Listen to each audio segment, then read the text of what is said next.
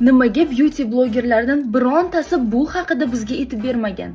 Xuddi bir pismuli qilib bu informatsiyani o'zi uchun asrab qo'ygandek. Bu produkt uzoq muddat davomida shkafimda shunchaki yotgan. Agar kechagina shuni bir ishlatib ko'ray deb proba qilmaganimda. Men o'zi lab uchun blesklarni yaxshi ko'rmayman, chunki kun davomida постоянно uni обновлять qilib surib turish kerak.